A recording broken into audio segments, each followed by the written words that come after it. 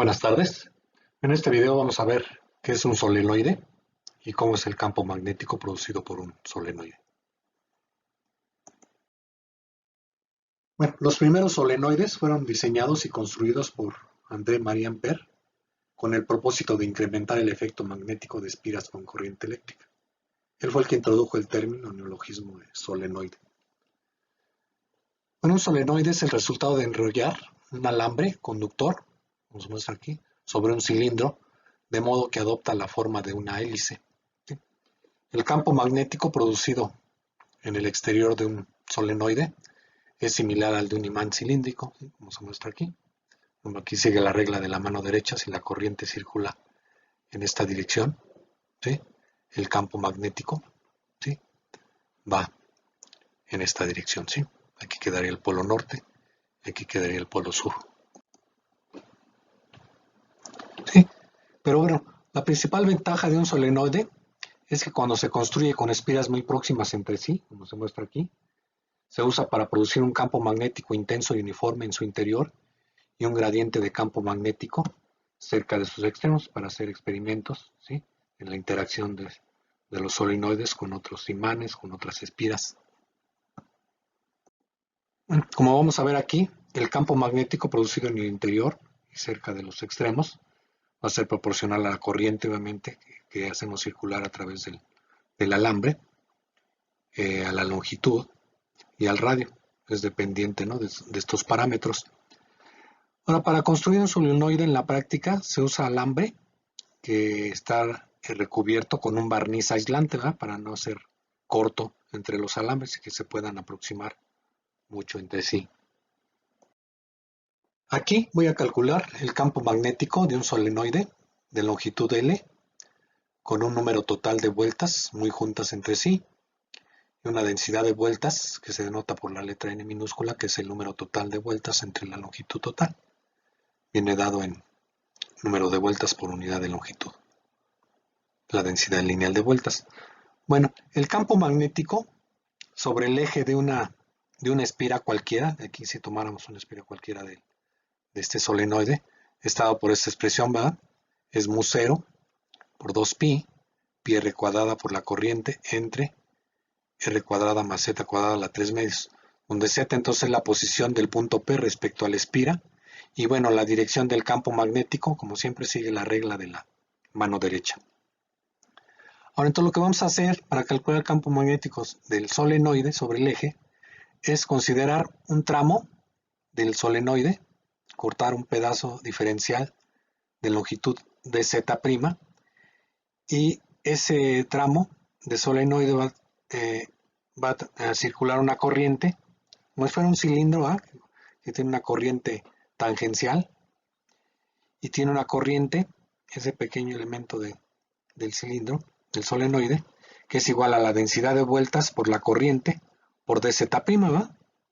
Porque esto sería la corriente por unidad de longitud.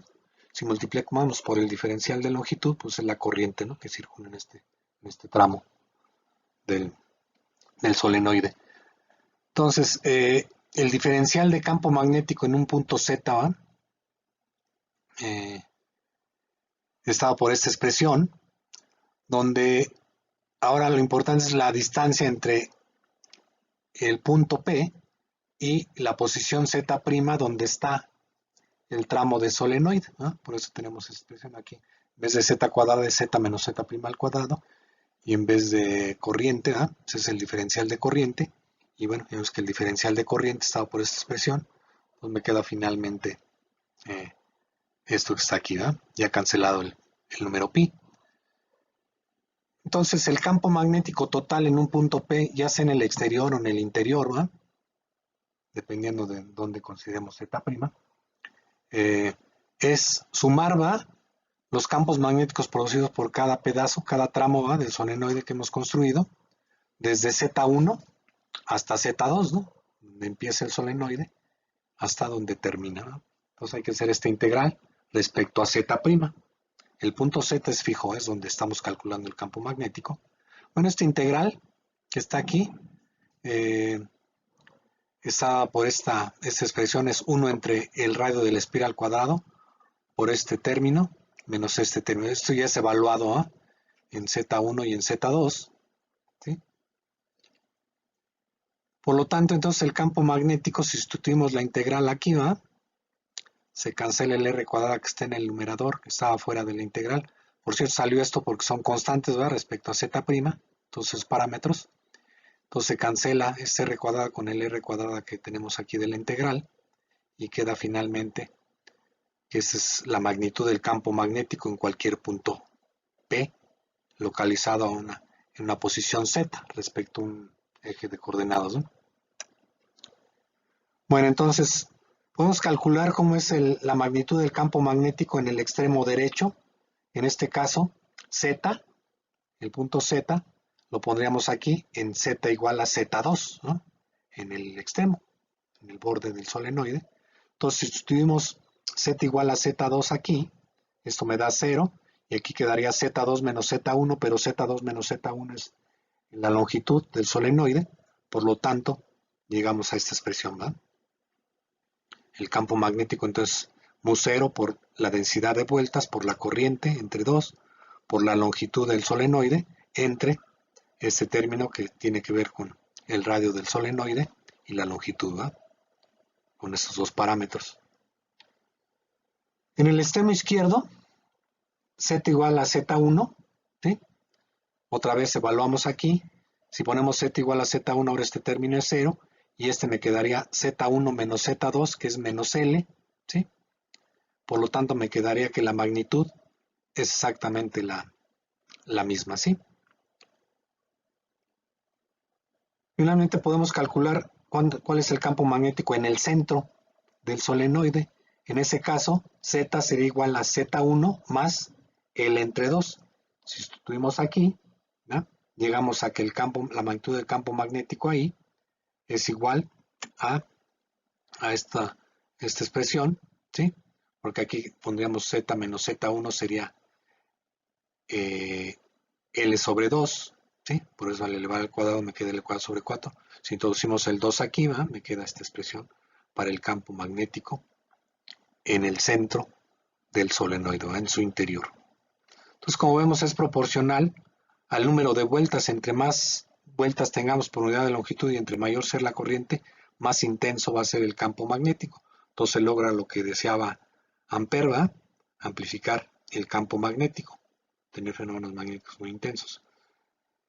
Si el radio del solenoide es mucho menor que el largo, ¿sí?, tenemos un solenoide muy, muy largo, obviamente teniendo infinito, el campo magnético en su interior va a ser igual, podemos despreciar este término, ¿vale?, la R, en comparación con L, ¿sí?, y me queda simplemente L entre la raíz de L cuadrada, que es L, se cancela la L y me queda que el campo magnético es simplemente mu0 por N, por la densidad de vueltas, por la corriente que circula en todo el alambre, ¿verdad?, helicoidal. Y he graficado, ¿sí?, el campo magnético sobre el eje de un solenoide ya de dimensiones específicas, un radio de 1.2 centímetros, el radio es pequeño, la longitud de 30 centímetros, el número de vueltas 300 en todo este largo, de tal manera que la densidad de vueltas entonces sería 300 vueltas entre 30 centímetros, eso me da 1000 vueltas por metro, ¿no?, sobre metro. Bueno, como pueden apreciar, aquí, bueno, y aquí he puesto el centro del solenoide en Z igual a 0, el extremo izquierdo en menos 15 centímetros, el extremo derecho en 15 centímetros, ¿verdad? Como se puede ver, el campo magnético en todo el interior del solenoide, desde pues, menos 10 o menos 12.5 a 12.5, es prácticamente constante, ¿sí? No varía con la posición respecto al centro del solenoide, pero ya en los extremos empieza a disminuir, ¿no? Hay un gradiente de campo magnético que es negativo, ¿va? El campo magnético va disminuyendo conforme nos vamos acercando al borde. De hecho, ya afuera sigue disminuyendo, y ya se va haciendo pequeño entre más nos alejamos del borde, ¿no?, del extremo del solenoide. Lo mismo pasa en el extremo izquierdo, ¿sí? Bueno, como vamos a ver ahorita, el solenoide se utiliza mucho entonces como es el equivalente a eh, un condensador de placas paralelas, que como vimos la capacitancia tiene que ver nada más con la geometría, ¿va? Eh, y sirve para almacenar energía eléctrica en el campo eléctrico que hay entre las placas del condensador. O en un solenoide va a servir para almacenar energía magnética, energía que va a estar almacenada en el campo magnético en el interior del solenoide. Aquí voy a calcular el campo magnético en el interior de un solenoide ideal que se define como un solenoide de radio muy pequeño y muy largo, longitud muy grande. Es como se muestra en esta figura. En este caso se espera que las líneas de campo magnético sean paralelas al, al eje del solenoide. Y bueno, ya hemos calculado que en el eje del solenoide, el campo magnético en toda una región del solenoide es uniforme. Entonces aquí esperamos que el campo magnético sea uniforme incluso fuera del eje del solenoide, en todo su interior. Y ya solo cuando nos vamos a los extremos, ¿no?, la densidad de líneas va disminuyendo porque la magnitud va disminuyendo, ¿eh?, también. Bueno, aquí se muestra una sección transversal de un solenoide con vueltas muy próximas entre sí, ¿no? Tal que la corriente aquí en el extremo superior, la parte superior sale del plano de la diapositiva y en los puntos inferiores entra, de tal manera que si aplicamos la regla de la mano derecha, el campo magnético sería en esta dirección, ¿va?, de izquierda a derecha, y una densidad de líneas uniforme. Si es paralelo entonces al eje del cilindro, izquierda a derecha. Vamos a poner que la densidad de líneas, perdón, la densidad de vueltas en el alambre es el número total, que es muy grande, ¿va?, y la longitud también es muy grande, pero el cociente es una cantidad finita, ¿va?, que va a ser el número de vueltas por unidad de longitud, que se espera que sea muy grande, ¿va?, porque están muy próximas entre sí las espiras, ¿no? Bueno, pues aquí podemos, dada la simetría, podemos usar, que es una simetría cilíndrica, podemos usar la ley circuital de Ampère, ¿sí?, que nos dice que la integral de línea sobre cualquier trayectoria cerrada del campo magnético es igual a mu0 por la corriente encerrada. Entonces, en este caso conviene construir un lazo amperiano, una trayectoria amperiana rectangular, denotada aquí por que va del punto A al punto B, luego al C, luego al D, y se cierra otra vez en el punto. Entonces le llamamos el lazo amperiano ABCD. Entonces la integral sobre esa trayectoria cerrada, si empezamos en A, en el punto A, será la integral, la partimos en 4, ¿eh? Las 4 integrales son los 4 lados, las 4 trayectorias. Sería la integral de A a B, del campo magnético punto DL, luego la integral de B a C, luego la integral de C a D, finalmente la integral de D a, y ya completamos toda la trayectoria cerrada. Ahora, en la trayectoria de A a B, el campo magnético es paralelo al diferencial de longitud. Recuerden que el diferencial de longitud es tangente a la trayectoria. Entonces aquí es una recta que va en esta dirección, la estamos recorriendo en la misma dirección aquí interiormente que el campo magnético. Por lo tanto, va en el sentido contrario a las manecillas del reloj, ¿verdad? Por tanto, son paralelos B y DL, diferencial de longitud. En la trayectoria de B a C, el campo magnético aquí es perpendicular al vector DL, ¿sí?, por construcción. Por lo tanto, este producto va a ser cero. Entonces pueden decir, bueno, acá afuera, no, ¿qué pasa, no? Bueno, pues acá afuera podemos partir esta trayectoria en dos, la parte interior y la parte exterior. En la parte exterior el campo magnético pues es cero, ¿va? Porque recuerden que las líneas de campo magnético le darían vuelta por los extremos y se cerrarían, pero pues ya muy lejos. Entonces prácticamente aquí el campo magnético es cero. Luego en la siguiente trayectoria de C a D, el campo magnético es cero, por lo que acabo de mencionar, ¿sí?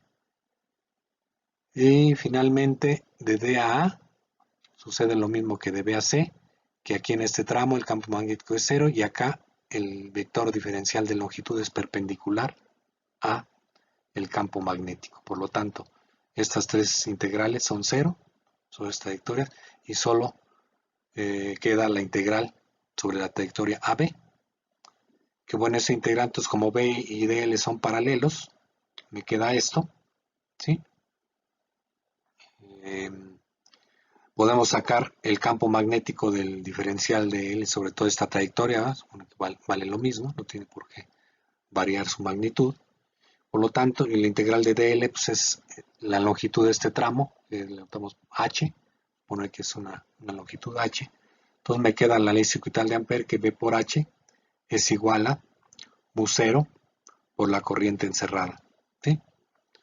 Por otro lado, entonces ahora la corriente encerrada por esta trayectoria pues es la corriente de los hilos que estén aquí, las espiras que estén aquí, que es la densidad de líneas por la corriente que circula en cada línea, que es I, por H, ¿sí? Es la corriente encerrada, la densidad de líneas por la longitud de la trayectoria que encierra esta curva, este lazo.